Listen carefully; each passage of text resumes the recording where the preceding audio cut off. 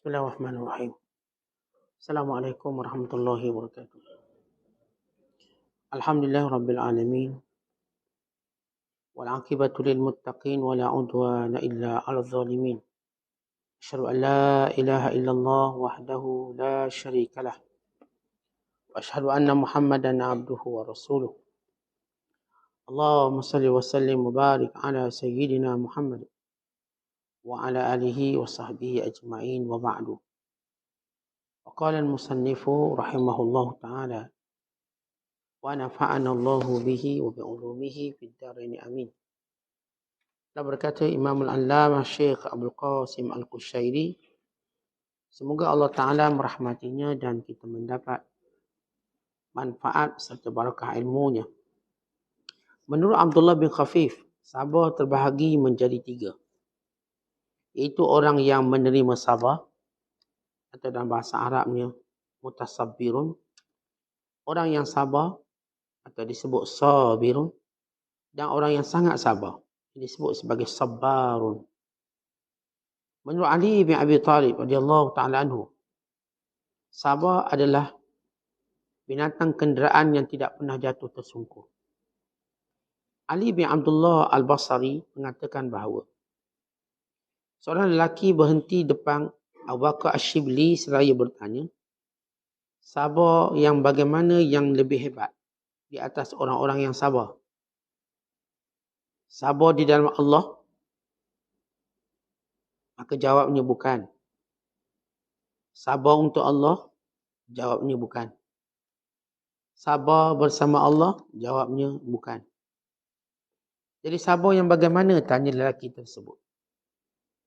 Maka Shibli kembali bertanya dan menjawab, sabar menghindarkan diri dari Allah, yakni kerana merindui Allah. Setelah itu Abu Bakar Ash-Shibli berteriak yang ruh dan nafasnya hampir sahaja lenyap. Menurut Abu Muhammad Ahmad Al-Jariri, yang dimaksudkan sabar adalah tidak memisahkan antara kenikmatan dan ujian dengan pemikiran yang tenang. Sedangkan yang dimaksudkan penerimaan sabar adalah tenang menghadapi cubaan dengan mendapatkan beratnya ujian. Sebagian ulama mengatakan dalam syair, saya bersabar tetapi saya belum mengetahui keinginanmu atas sabarku. Saya sembunyikan darimu apa-apa yang terkait denganku dari tempat sabar, kerana takut hati nuraniku mengeluh pada kerinduanku terhadap air mataku secara rahsia, sehingga ia tetap mengalir dan saya pun tidak mengetahui.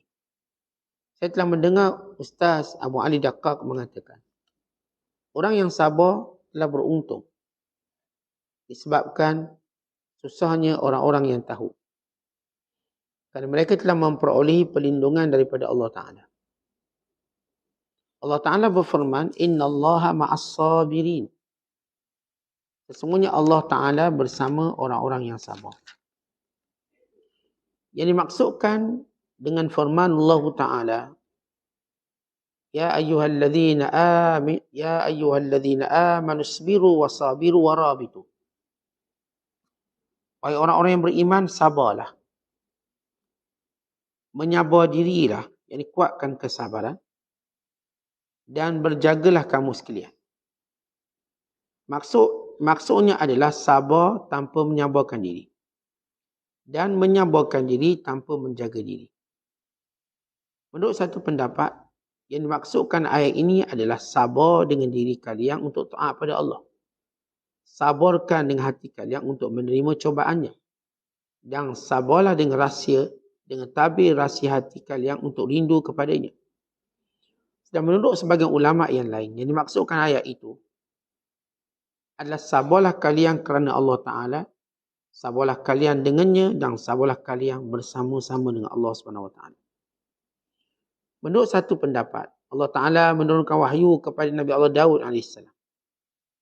Berbudi pekertilah dengan budi pekertiku. Sesungguhnya sebahagian dari budi pekertiku adalah sabar. Dalam ungkapan yang lain disebutkan, telanlah kesabaranmu. Bila Allah Ta'ala mematikanmu, maka dia akan mematikanmu dengan mati syahid. Bila Allah Ta'ala menghidupkanmu disebabkan sabarmu, maka dia akan menghidupkanmu dengan kemuliaan. Muslimin dan muslimat sedang penonton rahmat Allah sekalian. Bila para ulama membahagikan sabar itu kepada 3. Yang pertama disebut sebagai sabirun, orang sabar. Yang pertama disebut mutasabbirun, orang yang berusaha untuk sabar.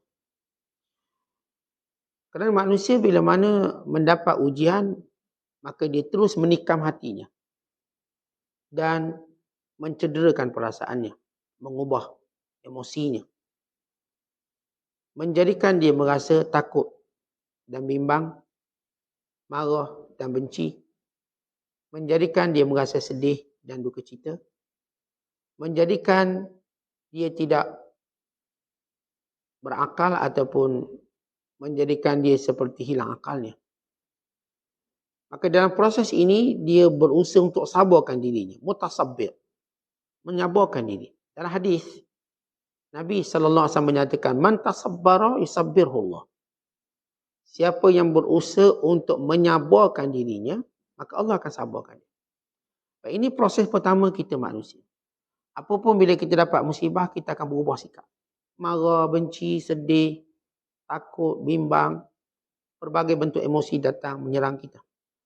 Maka kita berusaha untuk menangkis itu semua. Kita berusaha untuk bersabar dengan itu semua. Maka golongan yang pertama ini dipanggil mutasabbirun. Orang yang berusaha untuk sabar. Baik, pada peringkat kedua kita panggil golongan sabirun, sabar. Golongan ini dia secara automatik sabar. Dia datang sahaja ujian, maka dia sabar. Dia sudah menerima secara jiwanya. Sebagaimana dia menerima secara fizikalnya. Hatinya sudah menerima, menyambut ujian tersebut dengan sabar. Ini peringkat kedua. Dan peringkat ketiga disebut sabar. Sabar yakni orang yang benar-benar sabar. Orang yang disebut sebagai sabar, dia telah mengubah ujian menjadi nikmat. Dia melihat setiap ujian-ujian yang datang kepadanya adalah nikmat. Nikmat keampunan untuknya, nikmat pahala untuknya, nikmat gantian yang lebih baik. Kerana itu dia menjadi golongan sabar. Mutasabbir ialah orang yang mujahadah untuk mendapatkan sabar. Sabirun, orang yang bersedia untuk sabar. Manakala sabar, orang yang sudah mengubah setiap ujian itu menjadi nikmat. Dia tidak melihat ujian itu musibah, tapi nikmat. Ini golongan-golongan disebut sebagai sabar. Kata Sayyidina Ali radhiyallahu ta'ala anhu, siapa yang mempunyai sabar, seumpama dia mempunyai kenderaan yang tidak akan jatuh, tidak akan tersungkur. Umpama hidup ini ialah musafir, perjalanan. Dan perjalanan ini untuk cepat kita perlu ada kenderaan. Contoh kita nak pergi ke satu destinasi pada satu destinasi. Boleh kita berjalan? Ya boleh. Boleh kita berkenderaan? Ya lebih baik. Dan kenderaan paling baik dalam perjalanan hidup kita ialah sabar. Kalau kita cuba berjalan tanpa kenderaan, kita akan menempuh jarak yang jauh dengan memenatkan. Dan mungkin juga hampir kita tidak sampai. Tapi kalau kita pergi satu tempat dengan kenderaan, maka apatah lagi kalau kenderaan itu kenderaan yang baik, kita tahu cepat, mudah dan sebagainya. Baik, hidup inilah perjalanan. Apakah kenderaan yang kita nak naiki? Kenderaan sabar. Bila kita menaiki kenderaan sabar, maka kita akan sampai. Kerana orang beriman, dalam sabarnya, bila dia sabar dalam mencari, maka dia akan dapat kemenangan. Kalau sabarnya dalam menahan diri dalam perkara yang dia tak suka, maka dia akan dapat jalan keluar. Jadi orang, kita ni antara dua keadaan sabar. Ada sabar dalam keadaan kita nak memperoleh sesuatu. Ada keadaan kita nak menolak sesuatu. Dalam mencari sesuatu. Misal kata kita dalam hidup nak menang, nak untung, nak bahagia. Kita nak sekian-sekian nikmat. Maka dalam proses itu kena sabar. Siapa yang sabar, maka dia akan jumpa, dia akan menang. Yang kedua, dalam hidup ini proses kita menerima sesuatu yang kita tak duga. Dan kita tak bersedia. Dan hampir kita tidak punya bekalan yang cukup untuk menghadapinya. Dia datang mengejut, ujian dan musibah. Tapi bila mana kita sabar, kita akan jumpa jalan keluarnya. Ini antara kemenangan dan jalan keluar. Jadi orang beriman kalau dia mencari sesuatu dengan sabar, dia berjaya. Kalau ditahan dirinya dalam menghadapi sesuatu, maka dia akan jumpa jalan keluar. Dia akan selamat. Diceritakan seorang lelaki bertemu dengan Abu Bakar Ash-Shibli. Maka dia tanya, apakah sabar yang paling hebat sekali? Apakah sabar, dia panggil as-sabru fillah, sabar dalam Allah. Maksud sabar di dalam Allah ialah dalam menghadapi perubahan akhlak kita untuk jadi akhlak yang baik. Ini dipanggil as-sabru fillah. Itu sabar dalam mendekatkan diri kita pada Allah dengan mengubah segala perangai-perangai buruk dalam hati. Perlu sabar. Hati kita berkumpul segala kejahatan-kejahatan. Yang kita tak mungkin dapat buang macam kita buang karat-karat kat dunia ni semudah-mudah tu. Bila dalam diri kita ni ada sifat dengki. Bukan senang nak buang dengki. Bukan kita kata, okey, siapa dia dengki, ini cara dia. Akhirnya hari ni kita tak dengki dah. Tak mungkin. Dengki, dia akan seiring dengan perjalanan hidup kita. Kita selesai dengki dengan orang ni, kita dengki orang lain pula. Dia tak habis. Saya dah tak dengki dia, Ustaz. Tapi awak akan dengki orang lain pula.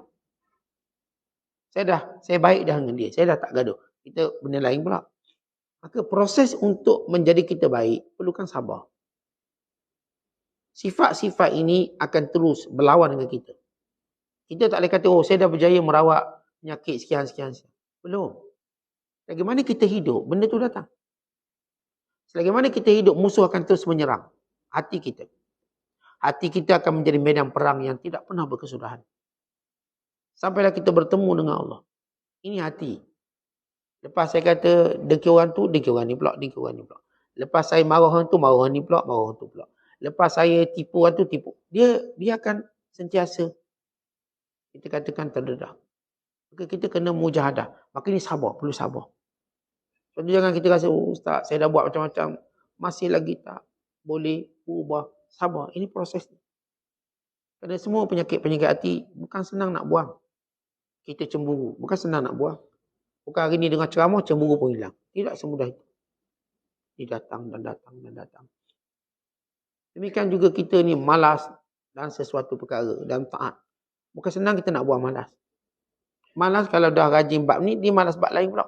Saya dah rajin dah zikir, dia malas baca Quran pula. Saya dah rajin baca Quran, dia malas menuntut ilmu pula. Saya dah rajin menuntut ilmu, dia malas untuk ingat ilmu pula. Dia malas akan datang.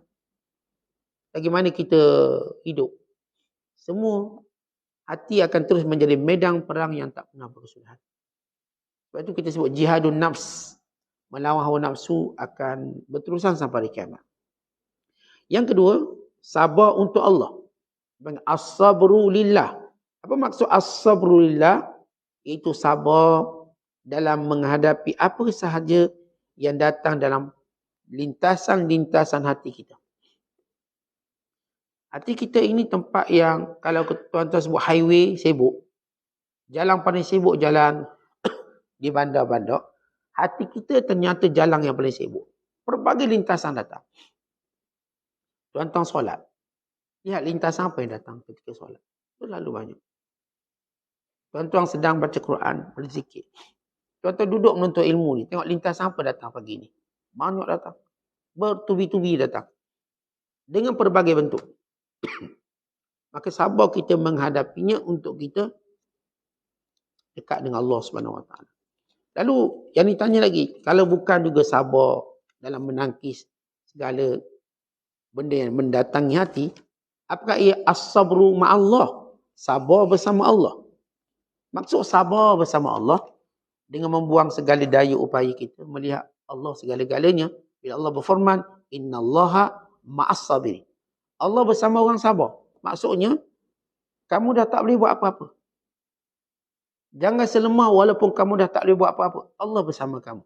Lalu kita biarkan, kita terima apa yang Allah hukum kita. Ini panggil as-sabru ma'allah. Saya terima apa-apa. Ini yang kita sebut sebelum ini bila Allah berfirman pada Daud alaihissalam, wahai Daud, apakah kamu tahu orang yang melintasi jambatan sirat ini paling laju sekali? Maka jawab Daud alaihissalam, tak tahu. Dia kata Allah, orang yang dia redha dengan apa pun hukuman aku. Apa pun dia redha. Dan orang yang lidahnya sentiasa menyebut namaku. Orang ni kalau dia melintasi jambatan sirat yang merentasi neraka menuju ke syurga, dia sepantas kira. Sifat dia, Allah putus apa pun tak apa. Sebab kita dah kata saya bersama dengan Allah. Allah cakap apa, Allah tentukan apa, saya redha. Maka ini dipanggil as-sabru ma'allah, bersabar dengan keputusan Allah. Sebab kita dah tak ada akal, dah tak ada upaya, tiada daya, tak ada apa benda kita dah boleh buat. Apa yang Allah tentukan. Macam sahabat-sahabat kita di Gaza, mereka hanya menyerahkan pada Allah. Kerana mereka tak mampu lagi untuk buat segala asbab yang ada. Minta tolong dah tak tolong. Perang, dah perang. Musuh ternyata dengan persenjataan lebih kuat. Apa yang mereka boleh buat? Mereka serah pada Allah. Mereka sudah buang daya upaya mereka dengan melihat Allah dalam hidup mereka. Maka ini proses sabar yang ketiga. Bertanya pada Abu Qasim, apakah ia sabar yang hebat? Belum lagi. Ada lagi yang hebat pada tu. Apa dia? Itu sabar berjauhan dari Allah. Yang kita sebut semalam, sabar kerana rindu Allah. Contoh sabar yang paling menyeksakan kita, bila mana kita tidak dapat bertemu dengan orang yang kita paling sayang. Orang yang kita paling muliakan. Apatah lagi pertemuan dengan Allah. Bila seorang itu kenal Allah, bila seorang itu mula cinta Allah, bila seorang itu mula dekat dengan Allah, maka akan datang kepadanya cinta pada Allah. Maka bila datang cinta pada Allah, keinginan untuk bertemu dengan Allah itu begitu kuat. Terlalu kuat. Seumpama kita sebut semalam, pertemuan antara pengantin dengan pengantin. Akad nikah dah akad. Nak jumpa pengantin ni. Sebab dia ada rule, dia ada undang-undang dia. Dah akad nikah, okey. Nanti tak jumpa lagi. Dia ada benda-benda yang dia perlu lalui. Jiwanya sudah pemeronta. Nak jumpa. Dan ngintai-ngintai dia. Oleh pengantin itu memang dah milik dia. Tapi dia dipisahkan untuk satu tempoh. Ini ada setengah budaya. Orang bila kahwin dah tak boleh bersama sampai lepas 2 minggu baru boleh bersama. Ni kahwin dah kahwin. Tapi dia ada satu budaya. Setengah tempat, saya tak kata semua tempat. Dia pengantin ni tak boleh lagi bersama dengan pengantin dia. Untuk satu tempoh. Sebab tempoh ni panggil tempoh bertenang. Dia nak andam dulu, dia nak solek dulu. Dia nak bersama keluarga dulu. Dia bagi tempoh 2 minggu. Meroyang pengantin tu. Tunggu. Sebab benda dah akad nikah. Benda dah semua selesai. Akhirnya apa jadi? Dia tak sabar. Itu bandingan. Pernah diceritakan pada saya.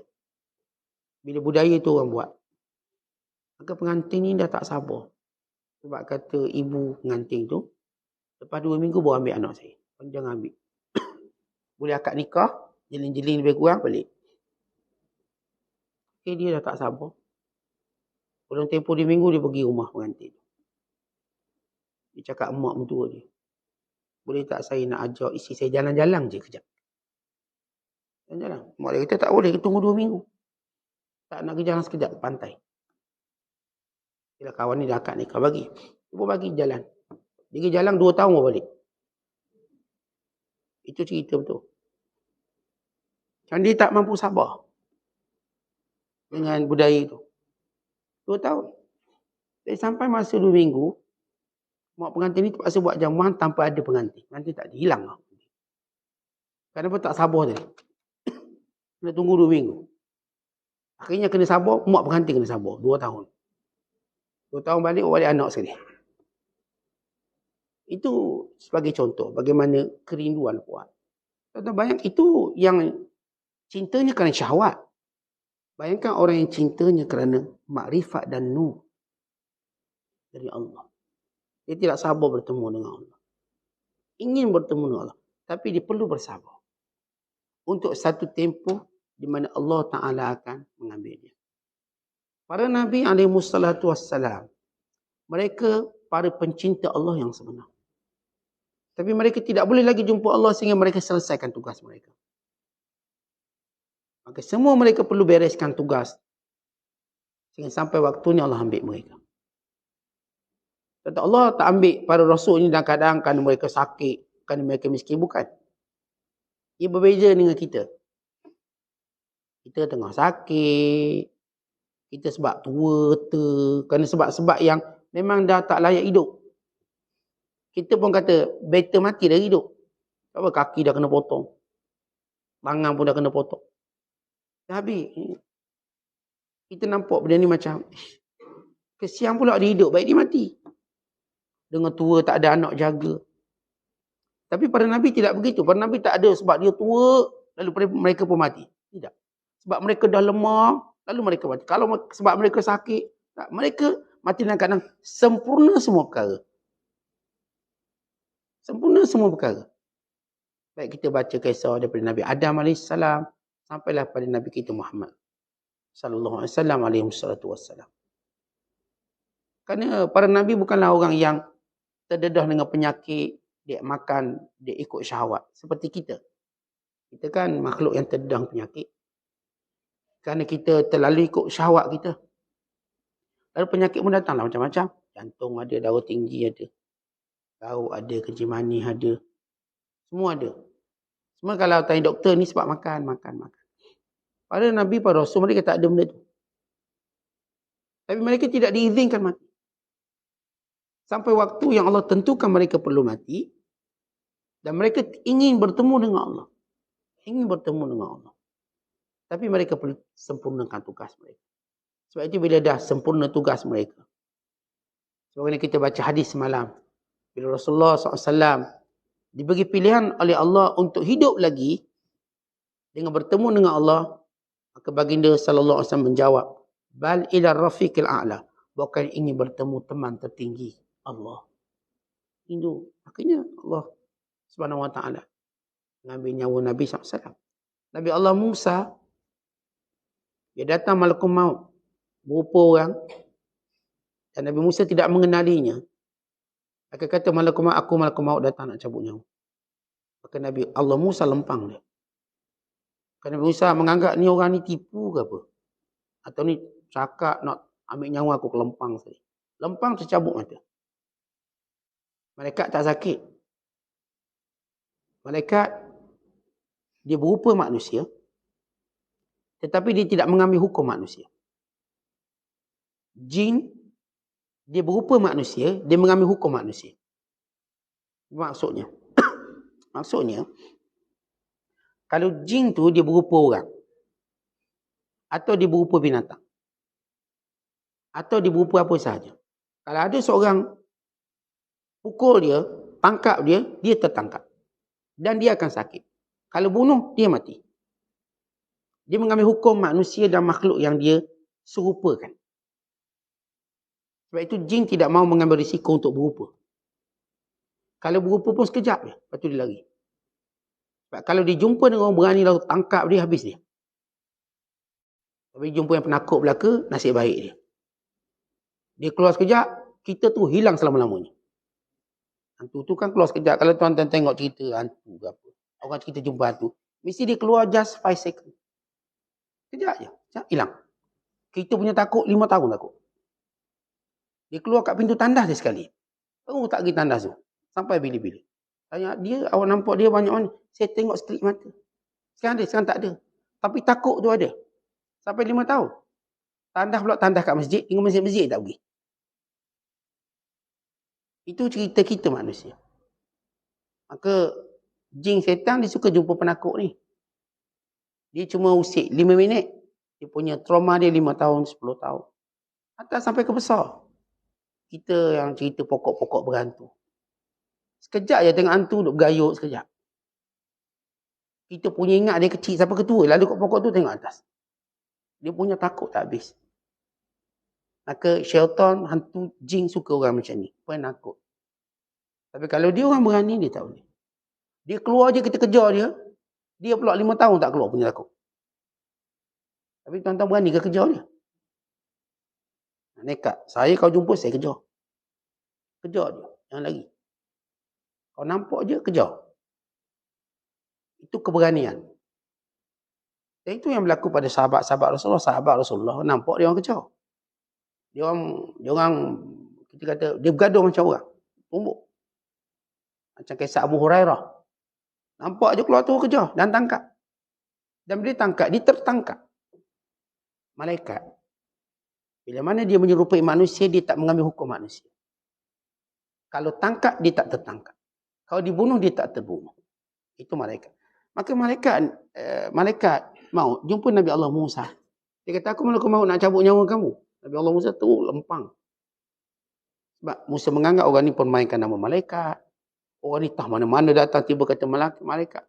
Oh, nak cabut nyawa aku ke lempang ni. Mana kuat lempang aku ke dakwaan kamu. Maka malaikat maut balik. Dan mengadu pada Allah dan Allah Maha mengetahui. Wahai Tuhan, dia tak nak mati. Kata Allah berfirman, wahai malaikat, kau beritahu kepada Musa, apakah kekasih tidak mau bertemu kekasih? Cakap dia, apakah kekasih tidak mau bertemu kekasih? Dan malaikat maut datang kali kedua. Dan Nabi Allah Musa tahu, ini malaikat maut. Betul. Sebab kalau bukan, dia tak datang. Dah kali kedua, kena lempang sama nak datang lagi. Cabut mata pula tu. Kerana memang dia malaikat. Dan dia datang, wahai Musa, aku malaikat maut. Dan Tuhanku berkata kepadamu, apakah kamu lihat ada kekasih yang lari untuk bertemu dengan kekasih? Maka akhirnya Musa redha, gembira untuk bertemu kekasih, maka dicabut nyawa Nabi Musa. Ini kisah Nabi Allah Musa dan semua Nabi-Nabi alaihimussalam yang lain. Tentang mereka bukanlah mati macam keadaan kita. Kadang-kadang saya katakan kita dah macam tak layak duduk kat dunia. Tak layak. Ni sampai peringkat umur bila tak layak duduk dunia, IC pun hilang, dah tak layak tu. IC pun boleh hilang. Barang-barang pun dah nyanyok lupa. Dah lupa wallet kat mana, kunci kat mana. Semua kita dah lupa. Itu tanda-tanda kematian. Dan tak perlu lagi kita oh, tak lambat lagi ni. Tak. Bila kita lupa, hatta kita lupa benda penting dalam hidup kita. Bila lupa benda-benda penting dalam hidup, berarti kita, dunia pun dah tak nak kita, dunia pun dah lupakan kita. Dan kita mula hilang akal ataupun lupa pada sebahagian besar benda yang penting dalam hidup. Lupa. Spek mata biasa pakai spek, lupa spek. Biasa ada slipper, lupa slipper. Datang pakai slipper, balik jalan kaki ayam. Dah lupa, tak tahu slipper tak kat mana. Tak ingat. Yang ada orang datang, surau dia bawa kereta, balik jalan kaki. Anak dia, ayah kan kereta mana? Aku pun tak tahu. Ayah kan ke masjid kereta, ya ke? Bukan jalan kaki. Balik semula, dia pergi dengan kereta atau motor. Dia boleh tinggal, dia lupa. Maksudnya, itu tahap-tahap. Contoh bila sebut nyanyok-nyanyok ni, tahap kita untuk pergi dah. Tahap kita dah nak tinggal. Tapi para Nabi alaihissalatu wassalam, mereka tak kena nyanyok. Jadi mereka ni, umat mereka tidak melihat tanda mereka mati. Tak ada. Umat mereka. Tak nampak. Kita ni tuan-tuan, bila bergaul sama-sama kita nampak tanda-tanda mati. Nampak? Bila mula tidurnya kuat, payah bangun, tanda nak mati. Nyakit banyak. Kita tengok dia mula tak selera makan. Oh, itu tanda mati. Kita dapat tengok. Kawan-kawan yang dekat dengan kita, dia ada tanda-tanda mati. Mula muka pucat, kurang bercakap. Kita nampak, ini macam lain. Kita tengok suami kita ni lain, isteri kita ni lain. Tapi umat para Nabi, mereka tak kata, nampak muka Nabi tu macam nak mati lah. Tak ada. Kerana para Nabi tidak ada tanda-tanda kematian. Tidak ada. Hatta bila mana mereka mati pun mereka tak ada tanda kematian. Sebab itu bila Nabi SAW wafat, sahabat tengok jenazah Rasulullah, tak nampak tanda kematian. Tak nampak pucat, tak nampak hidung jatuh macam. Kita selalu tengok pada kawan-kawan kita yang meninggal dunia, hidungnya jatuh, mukanya pucat. Kita dah tengok kakinya juga jatuh. Semua. Badannya sejuk. Para Nabi alaihissalatu wassalam, mereka tidak ada sifat itu.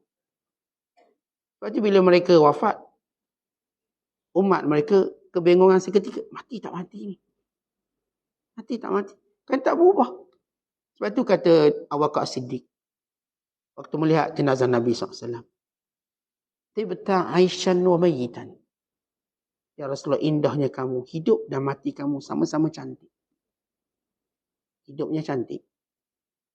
Matinya juga cantik. Tak kurang kecantikan Nabi SAW. Orang macam kita tuan-tuan. Bila mati, muka dah tak cantik. Muka dah berubah. Bukan kata mati. Sembelit je muka dah tak lawa dah. Kita ni. Atau sesemua muka tak lawa dah.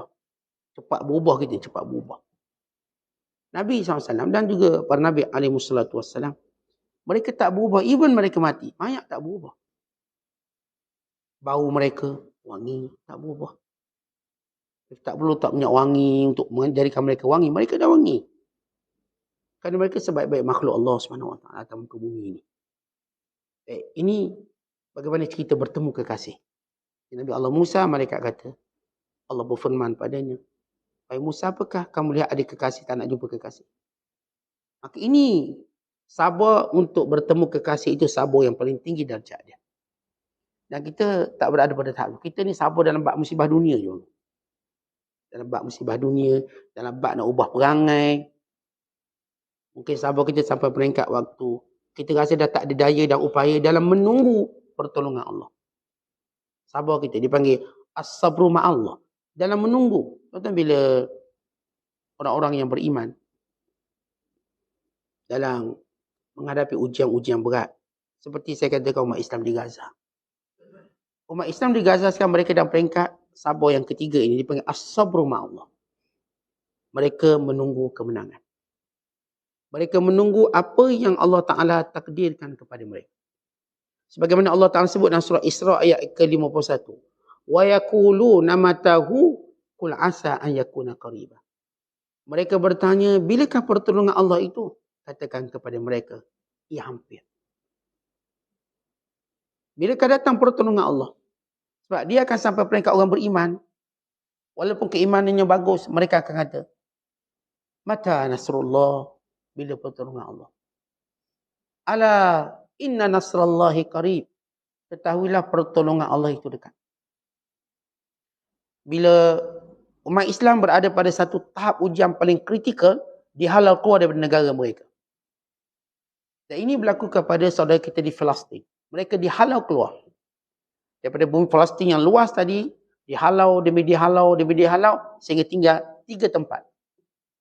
Ad-Duffah Gharbiyah, lebih barat. Al-Quds, itu Baitul Maqdis, dan Gaza. Tinggal 3 tempat. Dan sekarang Yahudi, mereka cuba halau umat Islam daripada Gaza. Atau dipanggil Gaza. Halau. Dipanggil tahjir qasran. Halau keluar secara paksa. Bukan lagi cerita nak kalaukan Hamas. Bukan, nak keluarkan semua. Nak jadikan Gaza itu tempat mereka.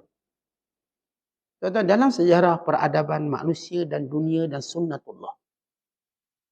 Mana-mana kaum yang dikeluarkan secara paksa dan zalim, dia akan kembali untuk mencapai kemenangan.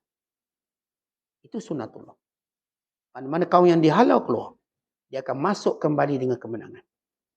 Dan yang menghalau pasti akan berada kehinaan yang paling jelas. Bacalah sejarah. Bila orang Mekah halau Rasulullah keluar daripada Mekah, masuk kembali dengan penuh kemuliaan. Dan bila umat Islam bertanya, waktu Rasulullah dihalau daripada Mekah, waktu mereka dihalau daripada Mekah secara paksa untuk membunuh mereka, bilakah pertolongan Allah itu? Wa yaquluna matahu. Mereka tanya, ya Allah, bila kemenangan ini? Katakan pada mereka, asa an yakuna qariba. Ya, hampir dekat. Itu apa yang berlaku di Palestin pada saudara kita, yang menandakan hampirnya pertolongan Allah. Sebab mereka berada pada posisi as-sabru ma'allah. Mereka serah apa yang Allah nak berikan pada mereka. Sabru ma'allah. Ini tahap tertinggi. Sebelum tahap yang paling tinggi sekali itu, rindu bertemu dengan Allah. Ini peringkat sabar. Menurut Abu Muhammad Al-Jariri, yang dimaksudkan sabar tidak memisahkan, tidak membezakan antara kenikmatan dengan ujian. Tentang sabar maknanya dalam nikmat ke dalam ujiannya kita tidak membezakannya. Kita tetap tenang dalam kedua keadaan. Dalam nikmat kita bersyukur, dalam ujian kita bersabar. Datang macam mana pun kita rasakan benda tu sama je. Hari ni Allah beri saya anak, esok Allah ambil anak saya. Maka saya anggap itu perkara yang sama. Dalam ujian Allah. Hari ni Allah beri saya kaya, esok Allah ambil harta saya. Ujian dan kemiskinan. Saya anggap ia sama. Tak ada beza.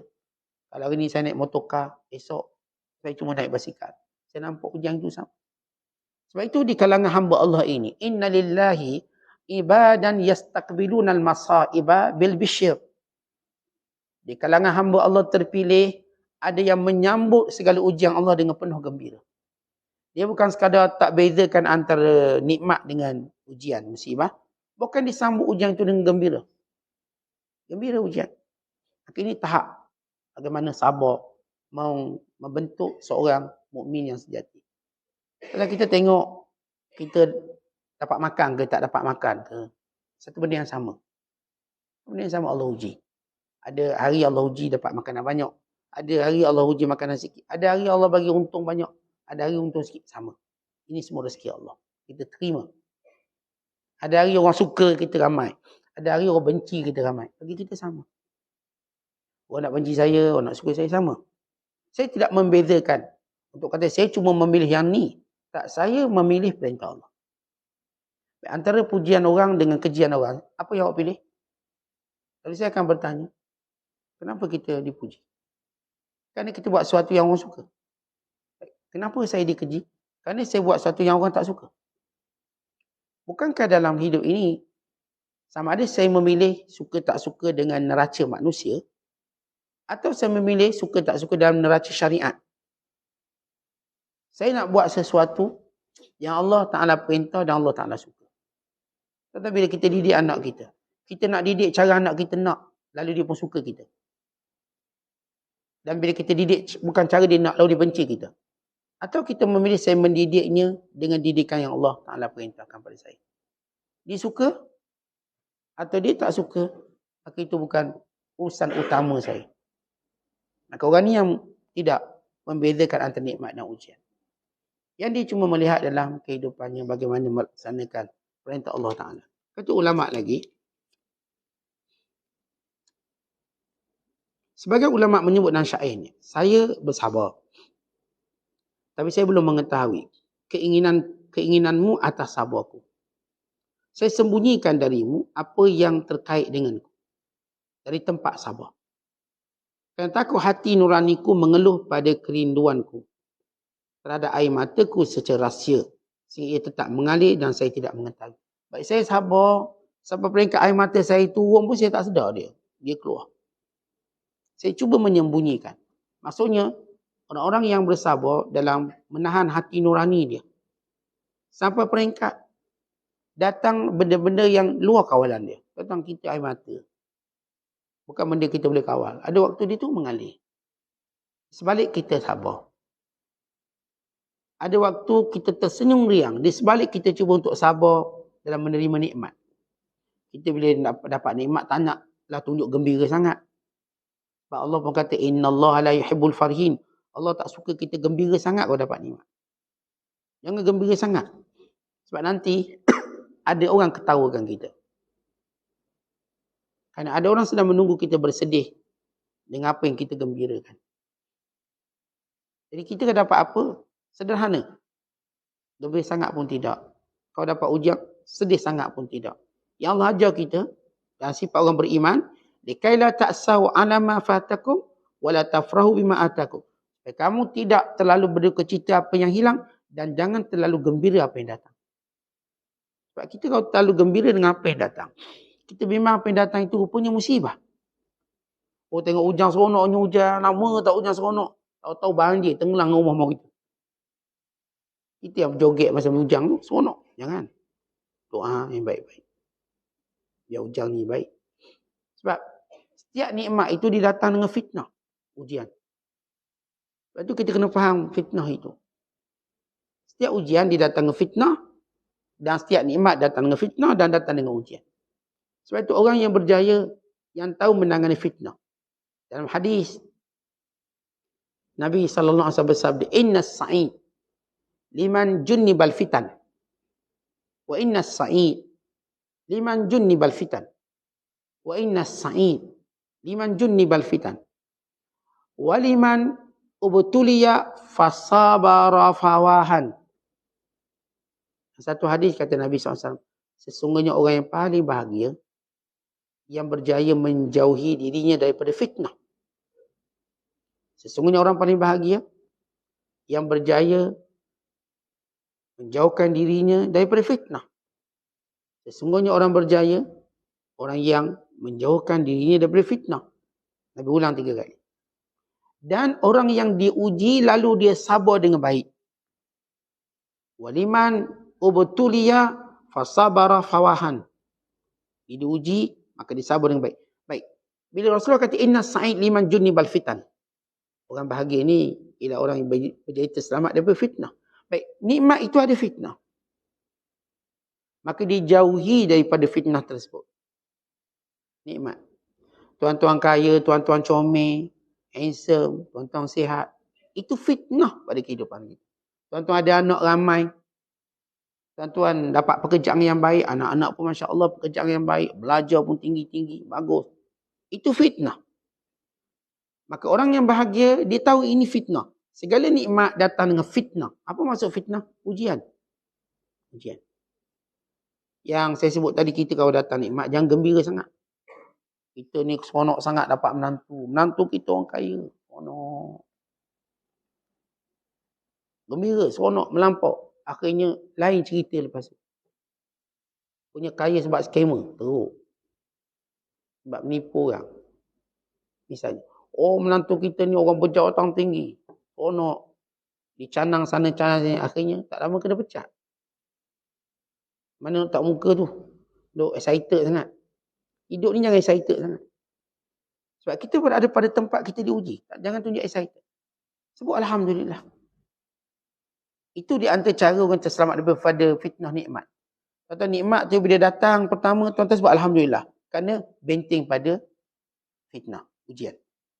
Dan kita sebut hadza min fadli rabbi. Ini semua dari Allah. Benteng lagi. Dan kita berkata saya tak ada apa-apa. Biasa. Kita humble. Benteng lagi. Akhirnya semua nikmat tu datang. Dan kadang sudah ditapis dengan segala zikir, segala sifat tawaduk tadi. Akhirnya dia tak ada fitnah.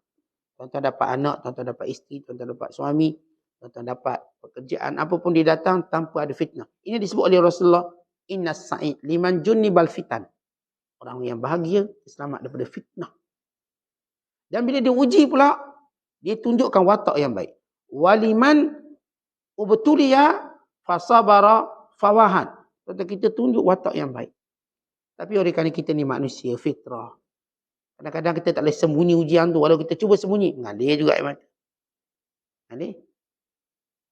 Awak tak sedih ke? Tak, saya okey. Tengok nangis. Kita cuba terbaik dalam hidup. Akhirnya orang nampak muka kita ada taj'in. Nampak macam ada, kita katakan, taj'in kalau terjemah Melayu ada ketegangan pada wajah kita ataupun masam. Awak okey ke? Saya okey. Saya okey. Saya boleh terima. Tapi nampak air muka tu lain. Itu kita tak mampu sembunyikan. Ekspresi wajah kita, sekuat mana pun kita, tidak semudah itu. Contoh bila tuan-tuan gembira, tuan-tuan pun tak mampu sembunyi wajah gembira. Bila tuan-tuan sedih, pun tak mampu. Walau kita cuba, akhirnya mengalir air mata tanpa kita sedar. Tapi berusaha untuk bersabar, tahan diri. Yang penting kita ada usaha. Ini yang kita bacakan hadis tadi. Man yatasabbara, yusabbirullah. Siapa yang berusaha untuk sabar, Allah akan sabarkan dia. Lepas tu kena cuba sabarkan diri. Apa pun berlaku, kadang-kadang kita golongan yang gopoh-gapah. Kita nak kalau boleh biar terus berlaku. Sabar. Apa yang berlaku pada saudara kita nak kalau boleh Allah turunkan taufan, banjir besar biar mati berlaku tu. Biar terlingkup, biar kapal-kapal terbang dia jatuh. Kita sabar. Allah ada urusannya. Sampai masa. Maka kita buat apa yang Allah suruh sekarang. Kita doa. Kita buat apa yang kita perlu lakukan sekarang. Supaya kita dapat lakukan semua benda kita boleh lakukan.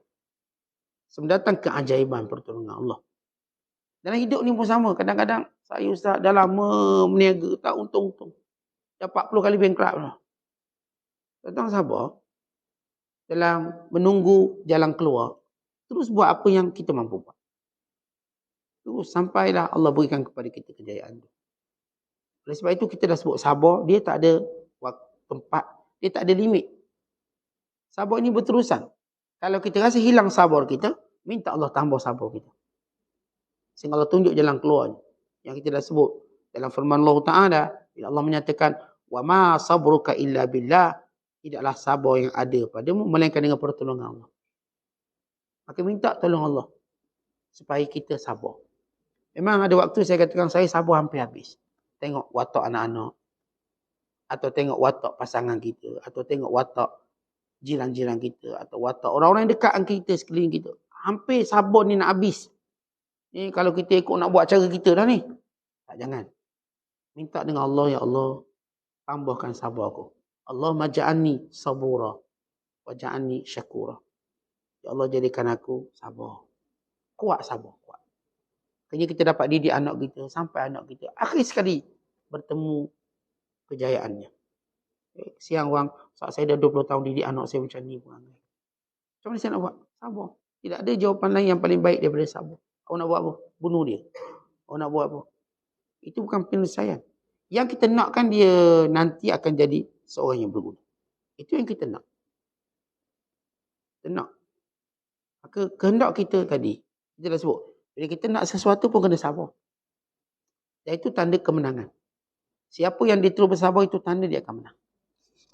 Sebab itu bila kita diajar, lawan dengan siapa pun, kita perlu ada sabar. Lawan dengan nafsu, kena sabar.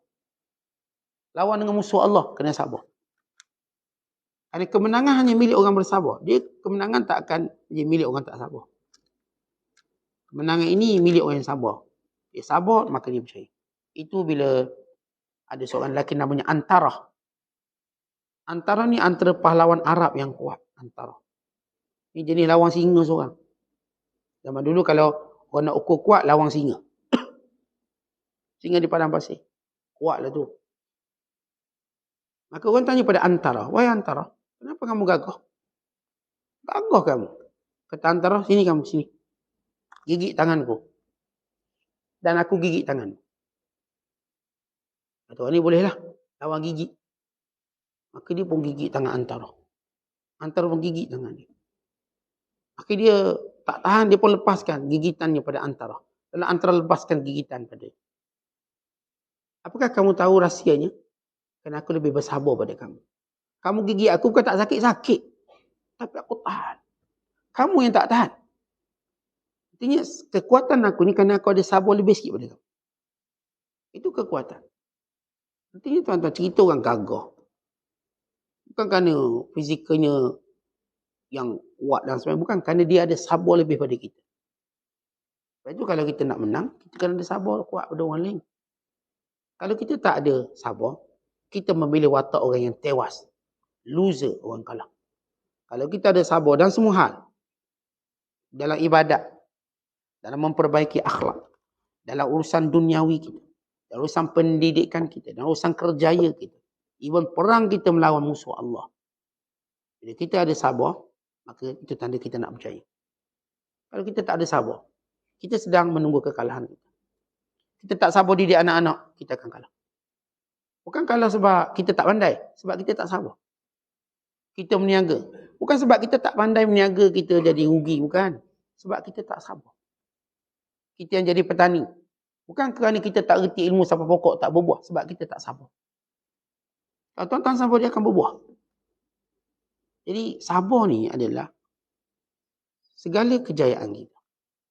Sebab itu bila kita cerita tentang Antarah tadi, gagah aku kan aku sabar sikit pada kamu. Kamu tak sabar. Sebab itu kamu lepaskan gigitan. Kalau kamu sabar sedikit, mungkin aku lebih sabar. Ada satu cerita. Dia pertembungan dua jago tinju dunia. Terkenal lah. Dia bila gaduh sama-sama kuat ni. Okay, sampai waktu rehat. Dia round yang ke-12. Yang tu kata saya dah nak berhenti, saya dah tak mampu. Tak larat. Yang sana juga cakap benda yang sama. Tapi ini dia juga kata baik. Jangan, awak kena sabar sikit. Awak kena sabar. Ni saya tu. Tiba-tiba yang sana menyerah dulu. Padahal dua-dua nak menyerah sebenarnya. Tiba-tiba yang sana menyerah, akhir yang ni pun angkat tangan, saya juara. Padahal dia pun nak menyerah kalah. Kalau lah tidak akan coach dia kata, sabar sekejap, satu round lagi. Belum sempat round ke-12, dia menang. Kenapa? Musuhnya sudah mengaku kalah. Walau dua-dua sedang berusaha nak mengaku kalah. Sebab tu tuan antara punca kerjaan, sebab sabar sikit, sabar. Kita tengah berlari ni, maraton. Sabar sikit, nak menang dah ni. Kalau kita tak apalah, biarlah dia menang. Sebab yang ni pun sedang macam nak give up juga. Kita pun macam nak give up. Tapi kita tambah sabar kita. Akhirnya kita menang. Kerana kita tahan sikit. Tahan sikit. Itu cerita bagaimana kisah orang berjaya. Akhirnya bila dia orang putar balik rakaman tu. Jadi yang kalah ni tak puas hati. Sebab dia pun dengar orang ni macam nak dengar kalah. Mereka gaduh balik dua. Dia dengar rakaman balik. Lepas habis lawan. Itu cerita sabar ni sikit lebih. Dah dua-dua nak menyerah kalah. Tapi seorang ni sebab dia ada coach yang baik, kata sabar sikit lagi. Sikit lagi. Habiskan ni, habiskan ni.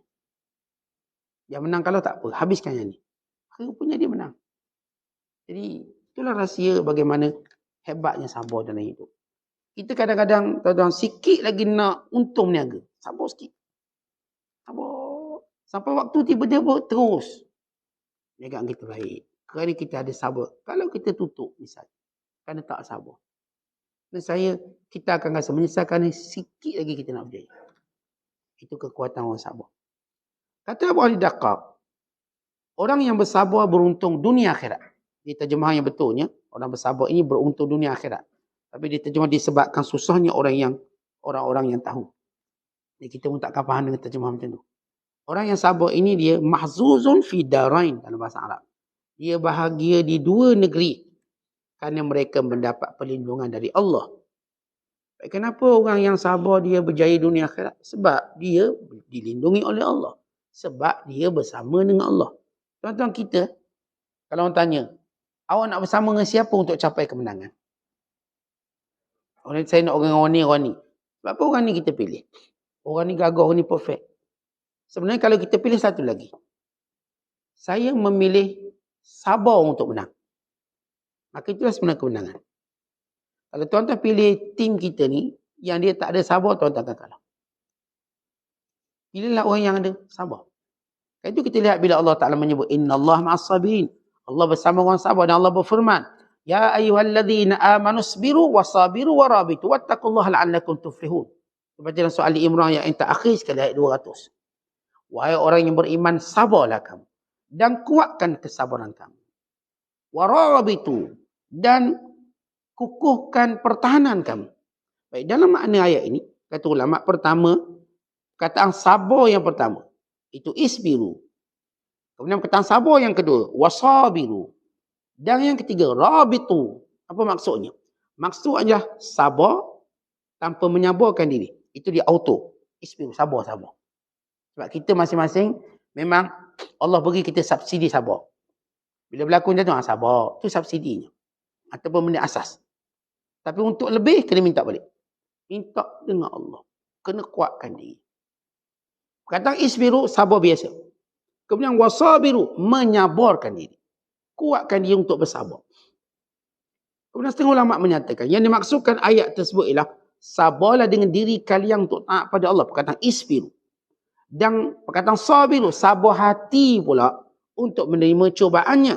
Dan perkataan rabitu, yakni sabar dengan tabir rasi hati kalian untuk rindu kepadanya. Itu perkataan, Ya ayyuhalladzina amanu sabiru wasabiru warabitu. Ketiga-tiga ini beri makna sabar, tapi perkataan sabar yang lebih kuat. Sabar fizikal, kemudian sabar hati, kemudian sabar kerinduan kita. Itu apa yang datang dari hati kita. Ada setengah ulama menyatakan, sabar kalian kerana Allah, sabar kalian dengan Allah, sabar kalian bersama Allah. Baik, kita dah sebut sabar kerana Allah. Macam Allah perintah. Dan sabar dengan Allah, dengan maksud sabarlah menunggu apa yang Allah putuskan. Dan sabarlah bersama Allah. Berarti kita menunggu ataupun kita merindui Allah Ta'ala, maka sabar. Waktunya akan sampai. Maka ini makna kataan, Ya ayyuhalladzina amanu sabiru wasabiru warabitu. Dalam hadis, dalam satu athar, Allah Ta'ala berfirman, Wahai Daud, ikutilah akhlak aku. Takhallaq bi akhlaqi, ikut akhlak aku. Dan di antara akhlakku ialah aku Tuhan yang maha sabar. Dan di antara nama Allah ialah Allah yang maha sabar. Maka kamu wahai Daud AS kena sabar. Tahu bagaimana Allah sabar? Walaupun hambanya syirik padanya, kufur padanya, lawan, Allah tak azab. Allah sabar. Allah beri nikmat. Kerana Allah dah tentukan bahawa hukumannya pada akhirat. Artinya Allah Ta'ala maha penyabar. Walau hamba tak ingat dia, Allah ingat hamba dia. Allah bagi rezeki. Hamba ni tak semayang, patut tak dapat rezeki. Tapi Allah yang maha penyabar bagi.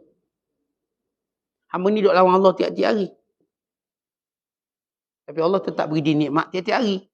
Kerana Tuhan tu maha penyabar. Kerana itu sabarlah kamu sebagaimana sabarnya aku. Dalam ungkapan lain disebut, telanglah kesabaran. Baik sabar ni, telanglah kepahitan sabar. Kalau Allah matikan kita dan keadaan kita sabar, kita syahid. Dan kalau Allah hidupkan kita dalam keadaan kita sabar, maka kita hidup sebagai orang yang paling mulia. Dan akhirnya kita akan puji, dianya sabar orang ni. Pada hari ini kita memuji sahabat-sahabat kita di Gaza, mereka cukup sabar. Kesabaran mereka tidak ada sehebat itu dalam mana-mana tempat di dunia ini. Akhirnya kita lihat apa yang Allah nak contohkan kepada kita. Satu umat dengan kekuatan hati dan jiwa mereka, keyakinan mereka pada janji Allah, lalu mereka memilih sabar. Satu dunia hairan melihat betapa sabarnya umat Islam di Gaza. Itulah kekuatan mereka ada. Dan sabar itulah yang menjadi resepi kemenangan mereka dan kekaguman alam semuanya. Akan tercatat sejarah bagaimana kesabaran ahli Gaza dalam menentang kejahatan, dalam menentang pencabulan, dalam menentang segala bentuk keganasan. Kerana sabar menghasilkan umat yang akan berjaya. Bahkan dia akan menjadi umat yang terkuat. Dan dia akan menjadi golongan yang dipilih oleh Allah. Ini ialah tentera Allah atas muka bumi ini. Kerana tentera Allah atas muka bumi ini, wataknya ialah dia punya kesabaran yang kuat dengan Allah Ta'ala. Maka itulah watak-watak para tentera Allah atau calon-calon para tentera Allah. Wallahu a'lam bishawab. Assalamualaikum.